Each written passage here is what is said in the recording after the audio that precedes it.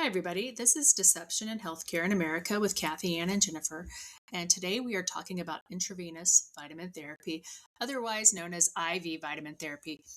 It has become a popular method for delivering essential micronutrients directly into the bloodstream. This therapy has been exploding in popularity in recent years, and it's widely available at med spas and even doctor's offices. So there have been claims that it has cosmetic benefits, getting over jet lag faster, getting over hangovers faster, claims for helping you get over exhaustion. And they're usually publicized by celebrities and influencers, but it lacks clinical evidence. So usually when people say that it helps with their hangover or with their exhaustion, they're usually self-reported and not based on clinical evidence. So, this IV vitamin therapy is a $15 billion industry, and it can cost anywhere from $80 to $500.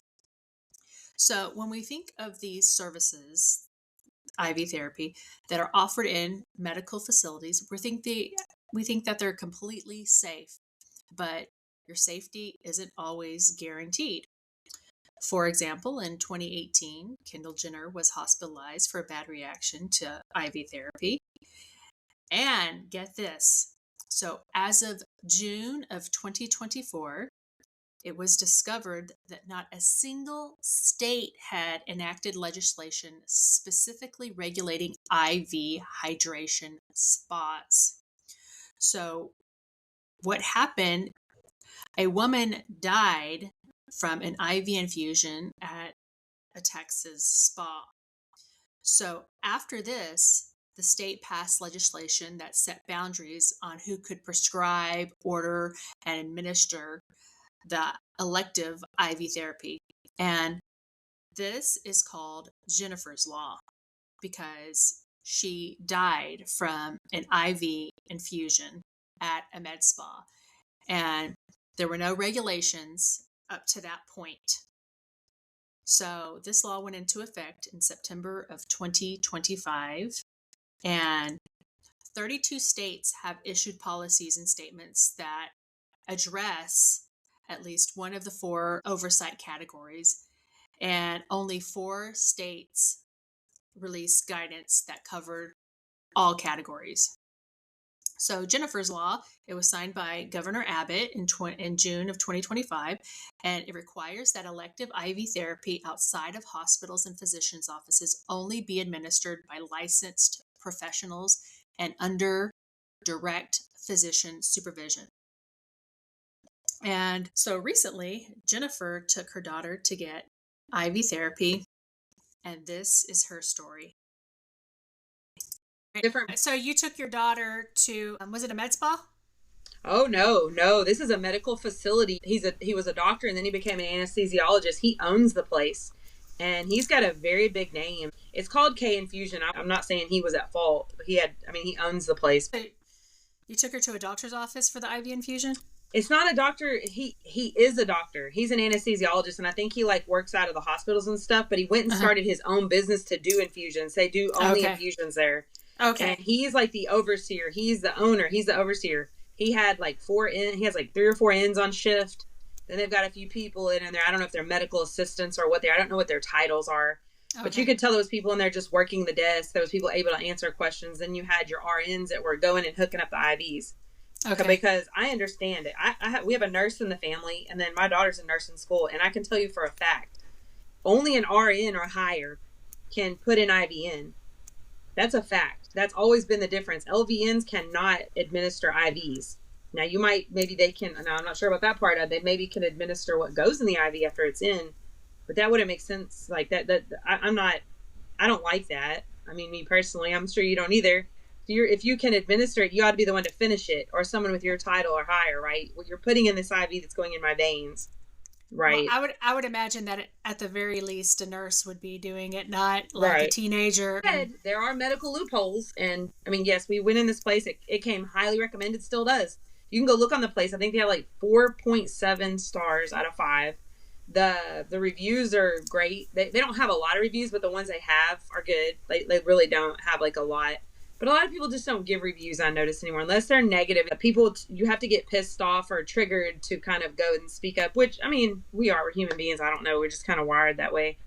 And when we have a good experience, we don't really, I mean, we tell someone and we're like, woohoo, we feel so great, but we don't really just go and do reviews. Yeah. It's like you have this many happy people, and you have this little tiny bit of unhappy people for whatever reason. That doesn't look good. But anyways, I've tried to go and support people with positive comments, but anyway, so we just decided, we handpicked this place, okay? Okay, it was a reputable place, and it had a great doctor, yes. And you felt really good about it. And thought about it. Oh my gosh, Kathy Ann, I think we thought about this. This went on for 7 or 8 months. This was a conversation that we ran around because, I mean, that is a scary thing, right? To have a needle stuck in your arm. It's expensive. To push some synthetic vitamins. Your body didn't make these vitamins. You didn't eat it, but you're pushing these vitamins in, this little tube and this little cannula or whatever you want to call it into your arm. Yeah, it's a pretty big deal. I mean, it was to us. But we just kept hearing such great things, and not just necessarily from this place, but other people I know. And where Taylor worked when she lived in Frisco, she watched these nurses did this every day, and she watched people. They would come in and they would leave really refreshed. And she said they would actually say they felt better. And some people would come back and do 2 a week, like during like a flu or an allergy season, or like athletes would come in there. It made them feel refreshed, or people that had drank the night before came in with hangovers and would get them and leave there looking like $1 million. And so, I mean, there was just so many reasons why we were finally like, well, why not? And she actually had an intramuscular shot there. I think it had like the glutathione, vitamin C, and I think some vitamin D. And she loved it, but it was just it was very different also. You got it in your top of your butt there. But she got one of those when she worked there. And so we thought, well, why not? Let's just get a more concentrated version of this and then some. Sure. So anyways, so we went for it. So we went in, and the first thing was where I wanted to start. Was they say, okay, well, here's the paperwork. Which one do you want? They lay them all out there. And me knowing a little bit, like, I'm not in the medical profession, but being a nutritionist, you kind of have to know some things. You've got to understand labs and things to help people. You got to have to give them some direction. So when I looked at all the IVs that they offered, like one was for hydration, one was for this, I kind of look at them, they all kind of start looking alike, and there's just little things added here or there, right? So what I later found out was talking to a nurse in the emergency room department, that he looked at them even, and he said, these are all the same thing. They just like kind of made them look, you're basically paying for a really expensive banana bag is what you did. You could have just got her a banana bag and you would have had the same reaction, the same, whatever, nothing different, which is really crazy to me, by the way, but you don't know what you don't know, you don't know until you know. Yeah. So I wonder if that's kind of true across the board, but it was for this place. Anyway, she had to fill out this paperwork, this little packet, and, sign her name that she doesn't hold them liable for any reactions, any allergic reactions, any reactions at all, and that they are completely free of any liability, and that they promise to give, administer their best care. They've got, an RN will be doing it, and blah, blah, blah. And if you have any questions, whatever, and list your allergies, if known, put your age. They needed their driver's license, all this kind of stuff. And we paid our little $270, and they told us, well, if you'll, get on Facebook and do a location check-in, we'll even give you, I think it was 10% off or something. So that was like $20, I think, because it was expensive. Anyway, so she went in and started getting it done, and of course she went in feeling like crap. She sits in the chair, the RN. Of course, I'm looking at their badges, and I'm looking, because me, I'm watching you. The lady came over real nice. Like, they had great customer service, by the way. Excellent. Like, yeah, we felt comfortable. Everything like that was great. They were very professional. Everything was, oh my gosh, super clean. Hospitals ought to look like this, right? Looks like a little miniature hospital inside.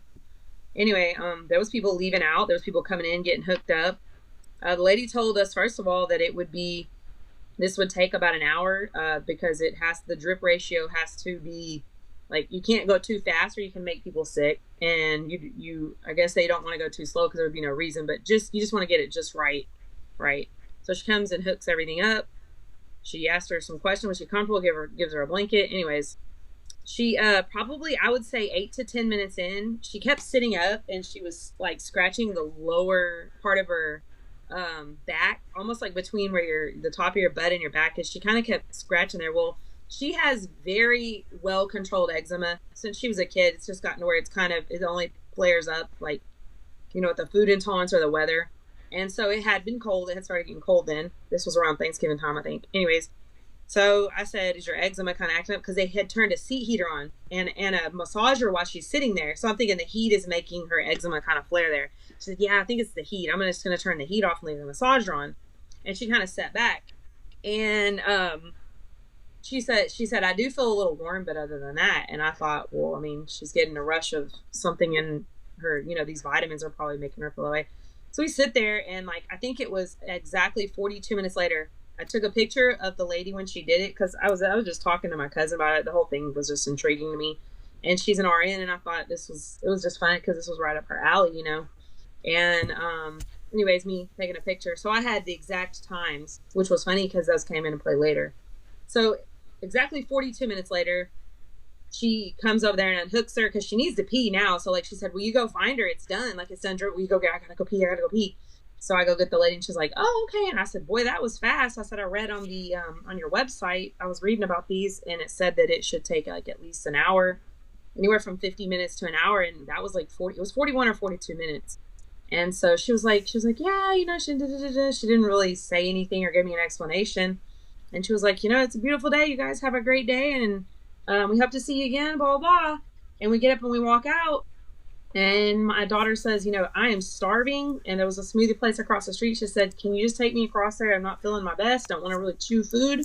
Get a smoothie, go home, lay down, and like wake up feeling fabulous, hopefully.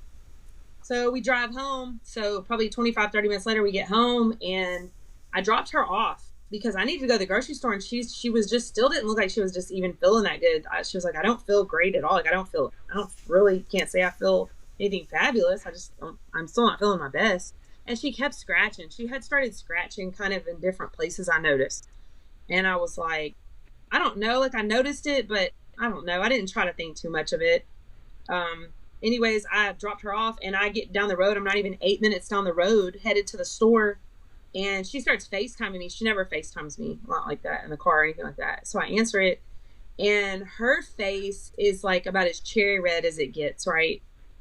Her face, and she's like scratching her head, and she lifts her shirt up, and she kind of turns around, and her back looked, I just don't even know. It didn't look like, you know, it was whelped. It was like so whelped that it wasn't even individual whelps. It was just all like one big mass just kind of popped up.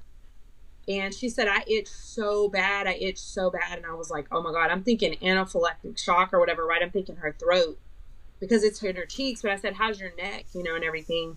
And she said, in my head, it's like, she said, I feel like I have these things like, Karen, she said, tingling, and her ears were like, looked like tomatoes.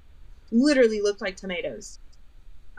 Anyways, so I said, let me, I was trying to kind of keep calm. Of course, I was turning around, by the way, coming back. And I said, you know, I'll be there in just a minute. I said, I'm going to call them and see what's going on. I hang up with her, and I'm just like, oh my God, like I'm freaking out.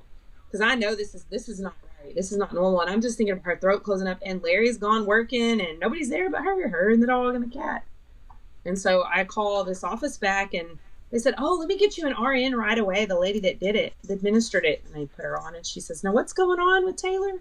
I said, we left her like, I don't know, 30, 40 minutes ago, not that long ago. I told her what was going on. She said, well, does her neck or anything? Like you said, it's on her cheeks and her ears, but like, does her neck look fine? Do you see her tongue or mouth? I said, I'm on my way to her. I actually had dropped her off.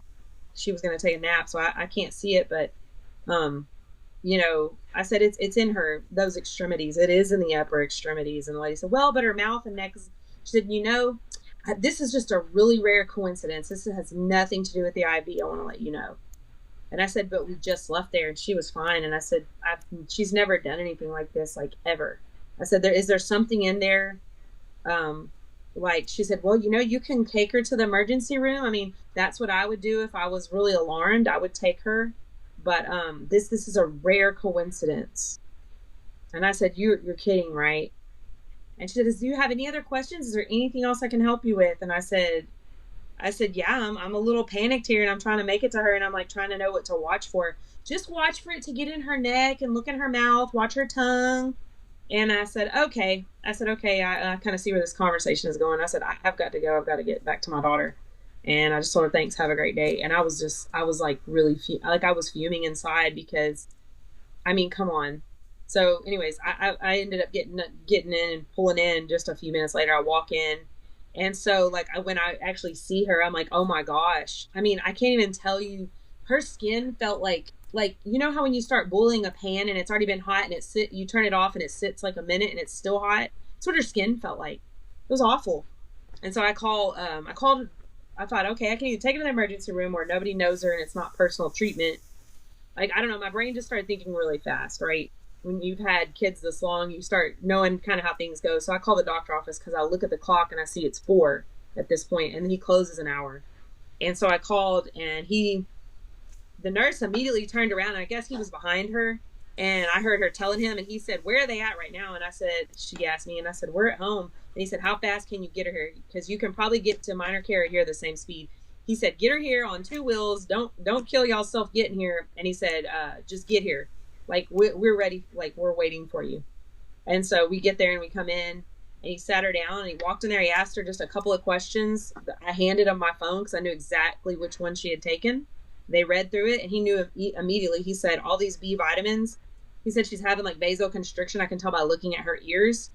And so he said, it would have already probably gone into the throat, but he said, you guys are really lucky, and I still need to stop it because this can go on for a while. And like, this can even kind of, you know, every few hours this may take like 2 or 3 days to kind of get out of her system. So he told her, go in there and rip open, give her 3 baby aspirin to counteract all the B vitamins in there and stop that vasoconstriction. And he gave her that. And then he came in and gave her a shot of something. I really can't remember all this stuff now, but anyways, and he had us sit there. He had us sit there until they closed. They closed at 5. I think we sat there 30 or 40 minutes, and they just watched her. And yeah, he said, now the itching and all that, now all this has to run its course. I've stopped the allergic reaction. And he said, yeah, let's just not do that anymore. He was like, I'm going to get you some Flonase. We're going to get you like on a steroid for the inside of your nose and whatever. And he said, let's not go in there. And he said, do y'all realize like those? He said, those are not like what we, like if you come in the hospital and we like hydrate you back, whatever, like someone comes in dehydrated, like that's a saline solution. That's like, it matches your body chemistry or whatever. He said, those type of places with any of these, hydration bags, banana bags, vitamin bags, he said, you'll notice that water was discolored. And we were like, yeah, it was yellow. It was really dark yellow. Sometimes they're even orange. He said, that's preservatives that carry that vitamin, and you have no way of knowing. Like, you would have to go trace this bag back to whatever company it came from. And I had told him what they said, and he said, well, I mean, of course they're not going to have liability because they don't have a lot of control over as far as what someone may or may not. I mean, and that is the truth. He said that's with anything. Like, that's like when a doctor prescribes a medication, you don't know how someone's going to react before they've taken it. That's just something, but that's where it's different with those places. Like you were saying, they are not, you sign a liability waiver because they have no idea how you're going to react. And that just makes me wonder, is there probably a lot more reactions out there, but you're signing the paperwork. So like me, what am I going to do? I can't press the issue. I mean, I can't even really be mad. Like, we made a decision. We knew what the consequences could be. We knew what the outcome could be. And yeah, we just happen to kind of feel like that's Murphy's Law for us sometimes. Like, we end up dealing with the worst thing ever. And then, of course, when I get on Facebook and tell my experience or whatever, and I say I'm not knocking the place or the people, I'm just saying this was our experience with it. So just be educated in what you're doing. And if you start feeling something in the chair, I just want people to know, hey, go ahead and go somewhere and kind of get checked out. Don't think that that's normal to start. That's not normal to itch. You shouldn't be itching. You shouldn't be burning. You shouldn't be any of that. That's very serious. Like, her throat could have closed up. I mean, that's just the truth. She had some degree of that was a very severe allergic reaction, by the way. Like, that was considered severe. It was up there pretty high. So yeah. So unless you're like a celebrity or something like that, normal people like us, our stories don't get out. So it probably happens a lot more right. than you think. I think so. I'm thinking it does. Yeah. It's a really expensive lesson learned, though, I'll tell you. And I just, my thing was I just want people to be aware of what they are. And then, we ended up I wanted to tell you, like, her reaction kind of kept going. It just kind of wouldn't let up. We got home and we did ice packs and wrapped them. And the ice was melting within 20 or 30 minutes. The ice packs were melting. Her skin was so hot because this had to run its course. And I think it was either the next morning, we were back in the emergency room because then it was Saturday. And we had to go to the emergency room because we're like, and they had to give her a short round of steroids. They gave us a bottle because we were supposed to be leaving out of town. But yeah, he said this will kind of keep it down and keep it at bay, because if you start itching, you don't, that means it's kind of trying to flare up again. It could take almost like 72 hours. And that's what it was. It slowly worked its way out. The next morning we went and took an allergy tablet because he had told her to start on allergy tablets when we had went in for the reaction.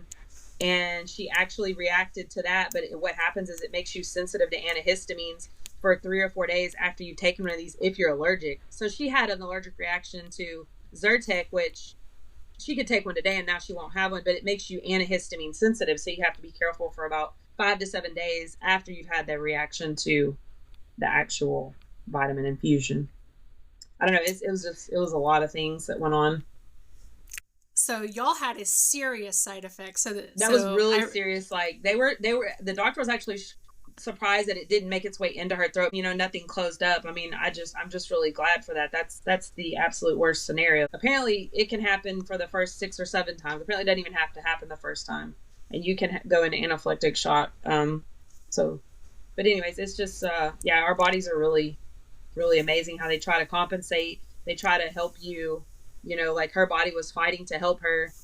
And so I guess your antihistamine levels become very sensitive because it's trying to help her. And then so if you go and take like a Zyrtec, anything at that point. Oh, and also that was the other thing they gave her. He gave her a Benadryl in the office and told us to go and keep some on hand. So she had a mix of different things in her body to stop this allergic reaction that I had no access to.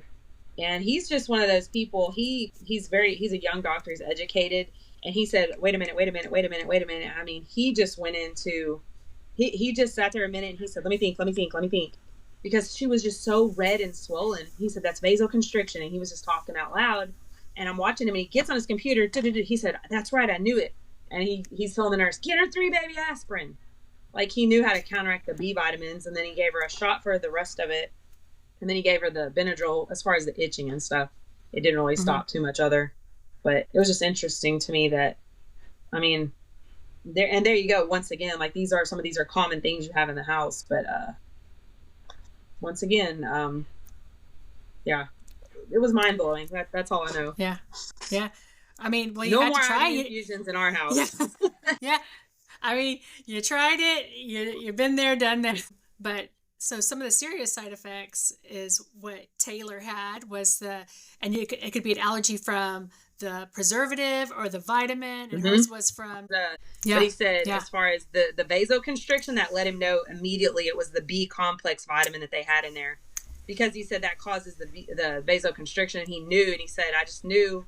He said I had learned this, and he said I had to treat one man that had come in with a niacin overload. And he said, it's aspirin will counteract that. So he knew exactly how much to give her. He was sitting there. He's like computing. And I'm like, aspirin, that is weird. And anyways, that was, he knew what to do. I mean, we just were in the right place. And see, if I'd have taken her to the emergency room, they probably would have given her either Benadryl or whatever shot he gave her. It's like everything else. I mean, we can only hold so much information in our brain, and experience, it goes a long way. So anyways, it turned out fine, but let me tell you, that was really scary.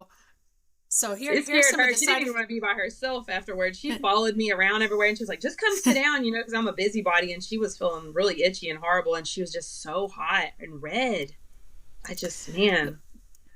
So it's funny because, and I'm not faulting anybody because nobody wants to take the blame, but they tried to say that it wasn't the IV, and it was misleading because completely coincidental on that, but they're really sorry that she's going through that.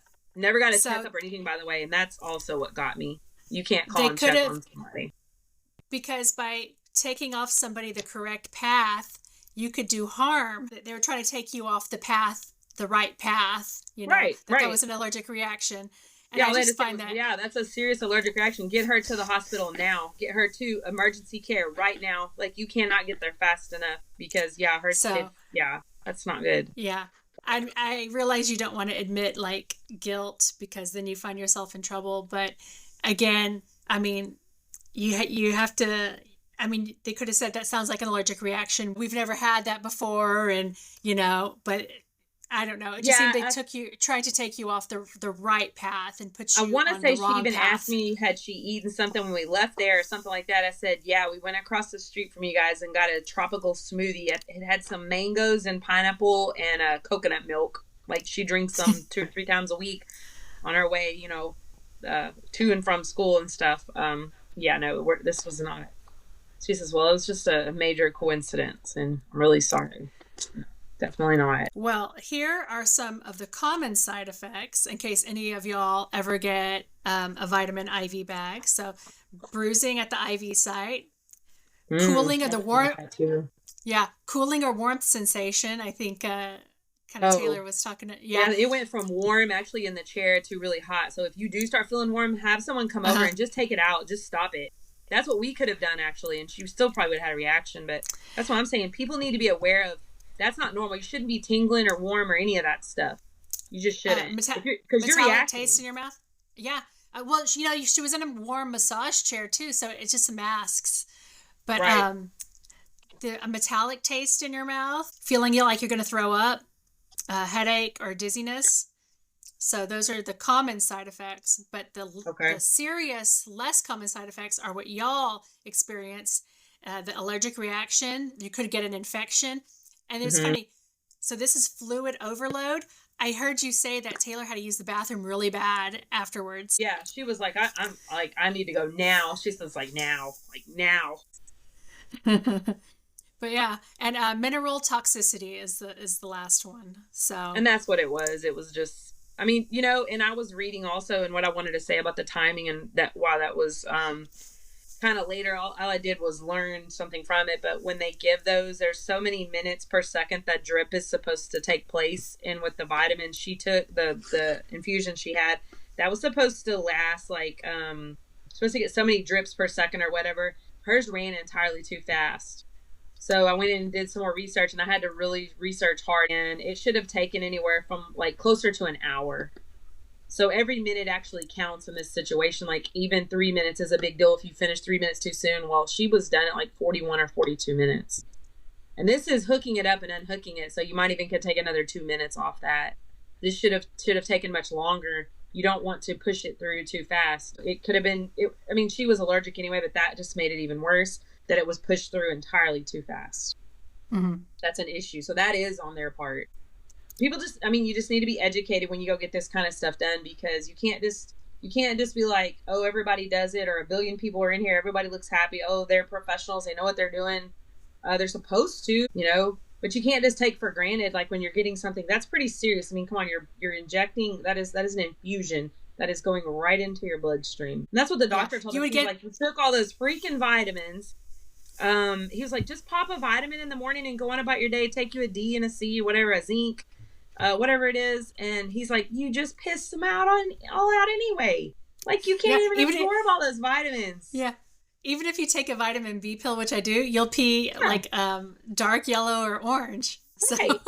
And if you take a pill orally, you swallow it, your stomach, you only absorb so much of that anyway.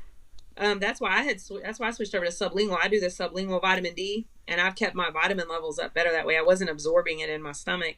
But anything you put into the tongue, that's I was going to say, that's your best bet. So apparently a lot of people love them. Some people have a bad reaction. I've never had one. I don't have the desire to have one, but absolutely not. I'm going to spend my money on Botox. but vitamins you control in your mouth and add up on your own, do your own calculation. Yeah. But sometimes you just got to try something. It's not like it's so expensive. It's not accessible. You think it could help. And so you try it and it didn't work out. And for somebody else, Taylor was seeing people came in and felt great. And then she tried hers and she had a horrible reaction and felt like shit. But I think the takeaway is just know when something is wrong. Yes. So pay attention to your body. Yes. So many people ignore stuff because they think, well, they know what they're doing, so this is okay that I'm feeling a little off or something like that. You really shouldn't. That's just your body reacting. So you may, like you said, you may just have You may just have a light reaction. And like I said, everybody's different. I don't think you can give an exact, it has to happen for you to analyze it. And yeah. We just won't be doing that again. So yeah, like you say the word IV infusion to her, she's like, hey, I'm not a fan of it. You know, you do what you want, but absolutely not. Well, that was our podcast on IV vitamin infusions. Remember, if something doesn't feel right, then tell someone. We are all individuals and respond to things differently. What works for one person may not work for another. And also remember, we are not doctors, so always consult your doctor for medical advice. And if you've ever had an IV vitamin infusion, we would love to hear about it. So leave us a comment or follow us on social media, and we will be back another week with another topic. Bye-bye.